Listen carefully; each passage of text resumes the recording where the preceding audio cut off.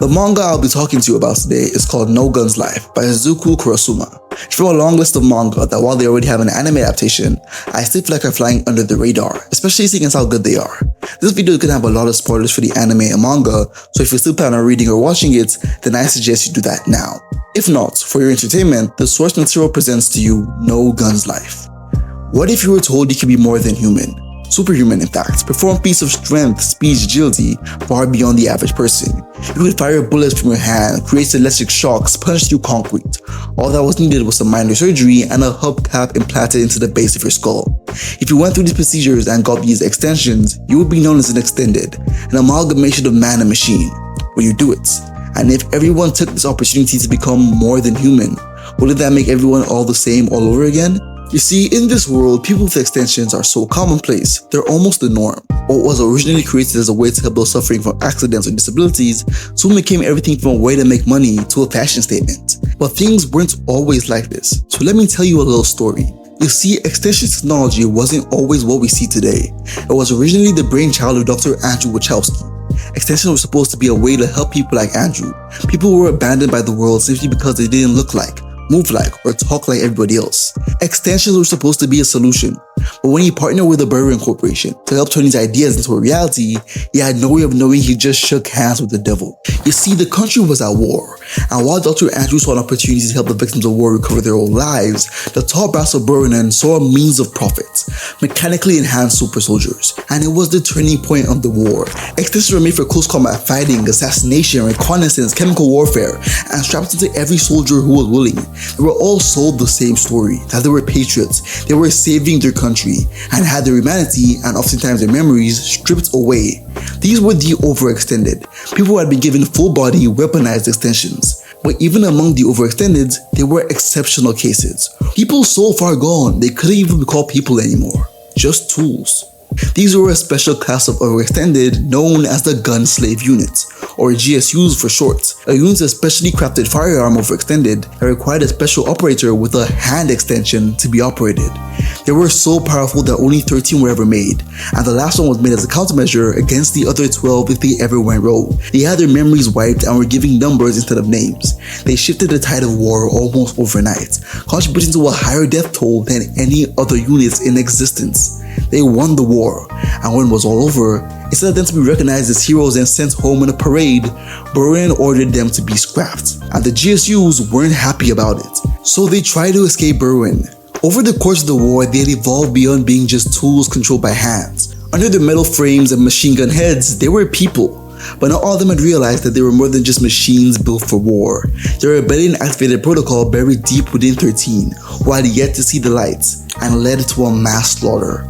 Some managed to escape, but most of them died at his hand, earning him the nickname Brother Killer.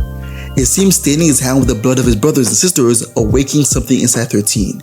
He didn't want to be a tool anymore, but it seemed it was already too late. He had killed the only people who understood his pain, and soon after that, 13's hand, the only person he ever trusted, abandoned him, leaving him to figure out what he would become now that the war was over, but not before giving him a name, Juzo Inu.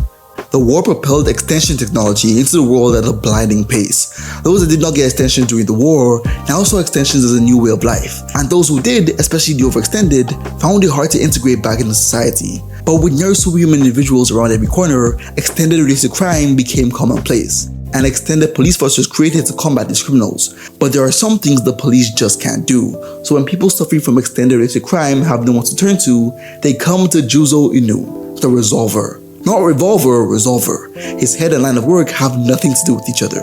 You see, Juzo was sort of a cross between a private investigator and a vigilante. He would not harm the innocent or break the X-laws implemented to keep extended in check after the war, although he usually finds himself accidentally breaking them either way. But anything else, as long as he's getting paid, is fair game. He's been working on cases, fighting every missing person, kidnapper, extortionist, burglar, assailant for years. That and his time in the war made him tough as nails. He's a no-nonsense extended who gets the job done, giving him a reputation that precedes him all throughout the city. And while he will take on almost any job, he's also smart enough to know when he's in over his head, and that means any and everything involving Burian. But when he stumbles upon an overextended fleeing from Berwin with a kid unconscious in his arms, he's compelled to help. Even though he knows it isn't the smartest idea, little did he know that child was going to change his life forever, and free from the shackles forged by the name Brother Killer. See, this wasn't just any kid, he was the next step in extension technology, the fruits of years of Berwin's labor, the Harmony device. An extension isn't just a prosthetic limb, it's hardware, and hardware needs software to function, thus the need for a subbrain, the small disc-like object that is implanted in the base of your neck. It runs all the processes needed for an extension to function, so you don't fry your brain trying to process hundreds of lines of code just brushing your teeth. The subbrain controls the extension is what makes you an extended, and Harmony can control the subbrain. So it would make sense that Berwin will want their prized possession back. That, and he also happens to be the son of the founder of the company. This was Tetsuro Uroshima, and he sort of has the power to take over any extended he wants. But Berwin isn't the only one who wants him. Remember Dr. Andrew Wachowski, the genius inventor who originally created extension technology? Well, you see, he wasn't taking his life's work being turned into weapons that well. So what did he do, you ask?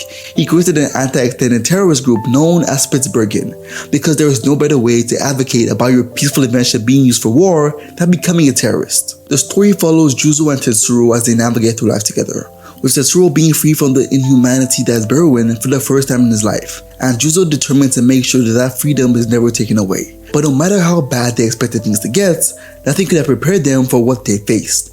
The ghost of Juzo's past threatened to steal his future, and what started off as just a simple protection case quickly turned into a conspiracy that threatens to plunge the entire city into darkness. And we quickly begin to realize that both Juzo and Tetsuro have a much bigger part to play in all this than meets the eye. And the secrets hidden deep within the giant walls of Berwin are stained more crimson than black. Whenever I read a manga, I like to give it a theme.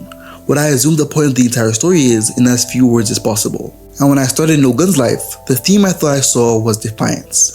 Berwin has had a hand in almost every tragedy that befalls all of our characters. Tetsuro's abuse, Juzo's lost memories, their barber Scarlet's father being turned into a genocidal overextend, you can name it. As you go along with this manga, you even find out that Berwin has a hand in Spitsbergen terrorist activities, and they're an organization that fights Berwin. In this city, Berwin is law. Even the police can't fight them directly. No one can. The entire manga is basically one giant act of defiance against Berwin. It was not until I finished the last chapter that I actually realized what the theme of this manga truly is. And it is your past does not define your future. The biggest example of this is Juzo, being a weapon designed for killing and destruction by Berwin, but ultimately becoming someone who spends his life helping people when they have no one else to turn to, taking jobs that span months or years at a time without payments. But the theme is also very evident in a lot of different characters, like Tetsuro for instance. Tetsuro was made to overcome the wills of others with harmony. He was created as a tool to take over the entire city and oppress people. I later found out that he even worked with Spitsbergen at one point, and they've been known to kill people indiscriminately. But now he has fought tooth and nail to keep the city safe from Berwin, and even risked his life to save extents on countless occasions, even getting some extensions himself. Other characters like Samazu for instance, who was a high-ranking combatant in Spitsbergen, who had the love of her life killed in an extended related crime, and swore revenge on all extended, and ended up killing hundreds while working for the extremist group. But after being betrayed and being saved by Juzo and Tetsuro, she realizes that she couldn't walk this path any longer. But one of the greatest examples of this is Hugh Cunningham. He's one of the original adversaries that Juzo and Tetsuro face. He was a Berwin security director, a man who had no problems with turning children into weapons, messing with their minds and robbing them of their humanity. To him, human casualties meant nothing, until he failed Berwin one too many times and was fired. He turned to an informant for Juzo and his party, selling Berwin's secrets in exchange for protection. But when he was put in charge of protecting a girl with a new extension Berwin wanted, he saw a way to get back into Berwin's good graces. He tried to sell her to them in exchange for getting his old life back, but at the last moment he realized that he couldn't. Not only had he and the girl bonded over weeks she was in his care, but he was no longer the man who was willing to sacrifice others for his own personal gain. So when he tried to plaster the exchange and it went violent, he threw himself between the girl and the bullet in order to keep her safe. It was his first and last act of selflessness, an act of bravery that while it didn't redeem the character in my eyes, was enough to make me include him in this video. Another character who really embodies this is Theodore, but we don't talk about Theodore. Also, going to this manga, I was expecting some next level art panels. I've only ever heard really good things about the plots, but there are times where the art is surprisingly good, especially when it comes to GSUs going full power. Sometimes they look like mechanized superheroes, other times more eldritch horrors than machines, and don't even get me started on the Burrow CEOs. All in all, No Gun's Life has been a manga that defied my expectations on just how deep the story would go. The amount of loss, torture, and regrets wasn't really what surprised me, but the love, the change of heart, and the ability to move beyond the shadow of the past that did. And while the anime does have 1 or 2 seasons out already, I really hope you pick the manga up for yourself and give it a try. And as always, this was a Source Material signing out. Have a great week. Bless.